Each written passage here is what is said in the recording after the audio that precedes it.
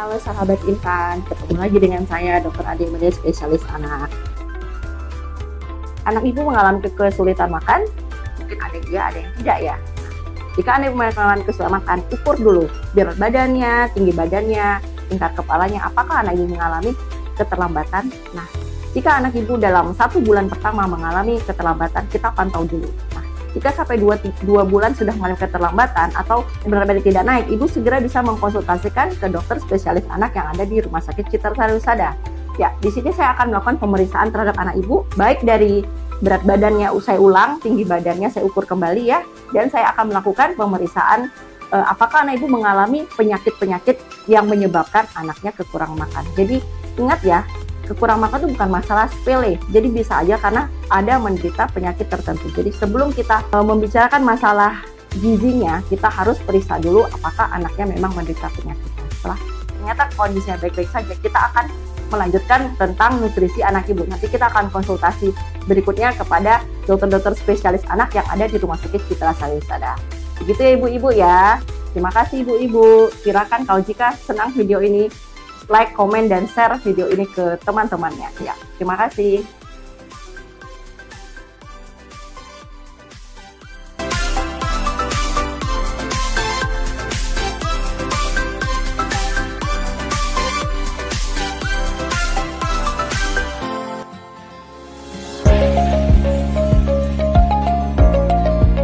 Halo Sobat Intan, saya Leli Fitriani dari Apoteker Farmasi RS Citra Sari Husada. Saya akan menjelaskan tentang panduan penyimpanan obat di rumah. Penyimpanan obat adalah aspek penting dalam manajemen farmasi untuk memastikan obat tetap efektif, aman, dan tidak terkontaminasi. Berikut adalah panduan umum untuk penyimpanan obat di rumah. Yang pertama, suhu penyimpanan suhu ruangan biasanya antara 15-25 derajat Celcius. Kebanyakan obat dapat disimpan pada suhu kamar, lalu untuk obat sirup tidak disimpan dalam lemari es, dan kecuali dinyatakan lain ya Sobat Intan. Yang kedua, kelembaban. Banyak obat memerlukan kondisi kering dan harus disimpan di tempat dengan kelembaban rendah untuk mencegah degradasi. Penggunaan desikan dapat membantu menjaga kelembaban rendah dalam wadah obat. Yang ketiga, cahaya. Beberapa obat dapat terurai bila terpapar cahaya langsung, terutama sinar matahari. Contohnya, obat-obatan ini biasanya disimpan dalam wadah buram atau kemasan khusus yang melindungi dari cahaya. Contoh obatnya yang tidak boleh tersimpan di cahaya langsung yaitu kapsul, racikan, sama tablet. Yang keempat, ventilasi. Tempat penyimpanan obat harus memiliki ventilasi yang baik untuk menghindar penumpukan panas dan kelembaban yang berlebihan. Yang kelima, kebersihan tempat penyimpanan obat harus bersih dan bebas dari debu, kotoran, dan kontaminasi lainnya. Pastikan juga area tersebut bebas dari hama seperti serangga dan tikus. 6. Keamanan. Obat harus disimpan di tempat yang aman dengan akses terbatas untuk mencegah penyalahgunaan atau pencurian, terutama untuk obat-obat narkotik dan psikoterapi. Yang terakhir, identifikasi dan pelabelan.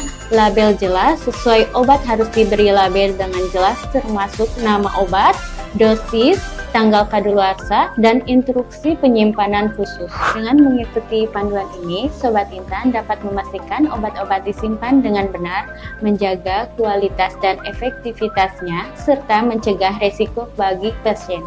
Terima kasih telah menonton video ini. Jangan lupa like, komen, dan share. Sampai jumpa.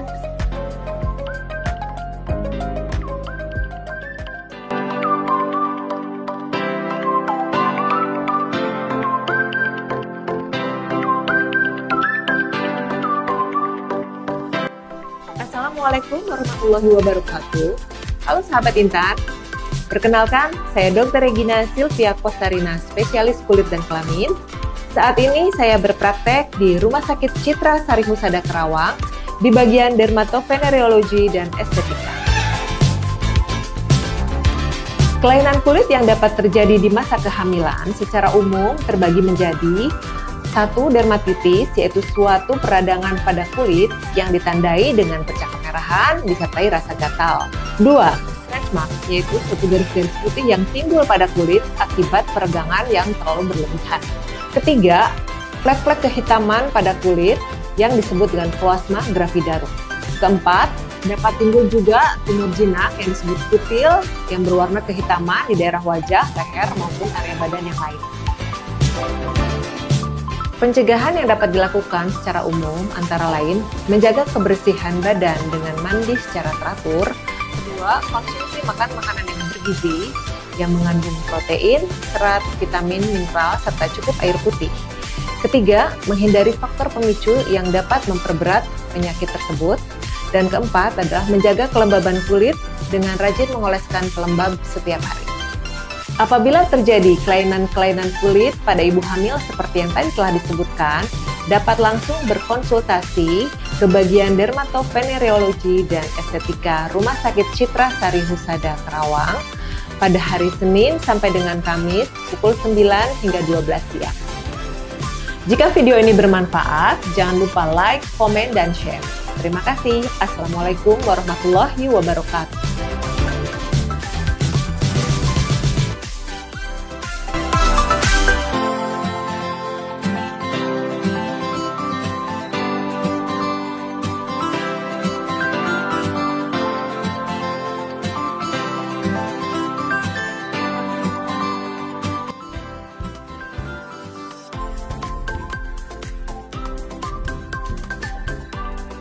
Halo Sobat Intan, perkenalkan saya Tri, spesialis saraf di Rumah Sakit Citra Sari Husada.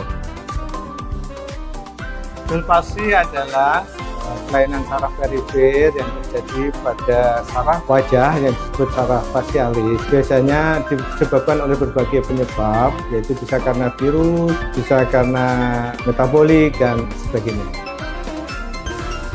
Gejala Velpasi antara lain kalau kita melihat wajahnya pada pagi hari sering kita tidak bisa menutup mata, kemudian kita berkumur-kumur jadi keluar, dan mata kita tidak bisa ditutup, kemudian alis kita tidak bisa dikerutkan di sebelah yang sakit, dan wajah kita di bibir kadang-kadang berbentuk asimetris.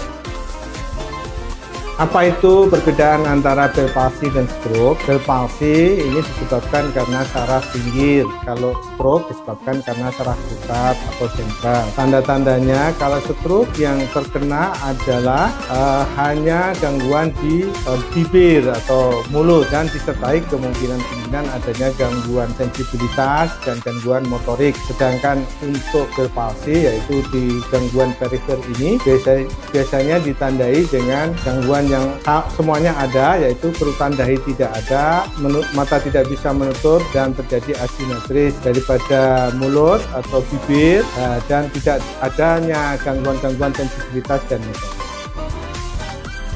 Penanganan Velpasi sebetulnya kalau kita menemukan sendiri itu dan yakin itu Velpasi, mungkin masyarakat bisa melakukannya dengan yang pertama mengompres bagian tragus di sini dengan air panas hangat selama kurang lebih 5 menit. Kemudian wajah yang kurang simetris kita lakukan urutan, yaitu diurut gitu, dari ujung mulut sampai ke pinggir daripada ini sebanyak-banyaknya. Kemudian latihan meniup punggung atau botol itu bisa dilakukan beberapa kali. Kemudian mengunyah, dan kalaupun mata kan nggak bisa menutup, itu bisa dilakukan pijatan dari atas ke bawah untuk seperti menutup. Sedangkan untuk kerutan dahi kita bisa lakukan dengan mengurut di atas alis ke atas, itu dengan sebanyak-banyaknya saat kita istirahat. Terima kasih telah menonton video kali ini. Bila bermanfaat, silakan untuk like, komen, dan share. Sampai jumpa.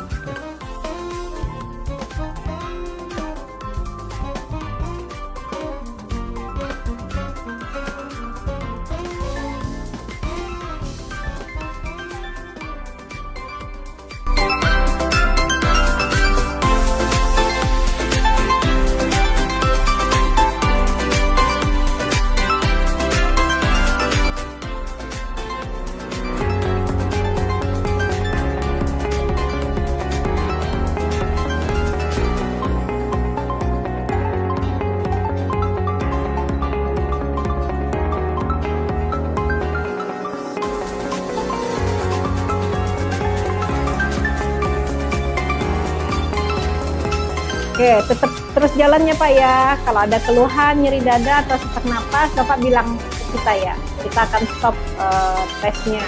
Terus nanti akan setiap 3 menit kecepatan sama ketinggian akan naik. Nanti kita sesuaikan dengan kekuatan Bapak. Ada keluhan sejauh ini? Ya, oke. Tekanan darah tadi normal ya. Oke, gelombang yang ini tolong diambil klik. Kita save. Sudah cukup Bapak? Sudah capek? Responnya sudah bagus?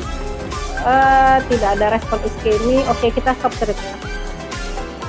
Hai Sobat Intan, saya Dr. Herawati yang berpraktek di Rumah Sakit Husada Intan Barokah. Saya adalah seorang dokter spesialis jantung pembuluh darah yang dapat menjalani pemasangan ring di ruang kateterisasi jantung. Nah, yang saya jelaskan di sini adalah pemeriksaan treadmill test. Pemeriksaan treadmill test itu dilakukan untuk mengetahui salah satu kapasitas fungsional pasien untuk exercise-nya baik atau tidak. Dan yang paling penting adalah untuk deteksi dini koroner.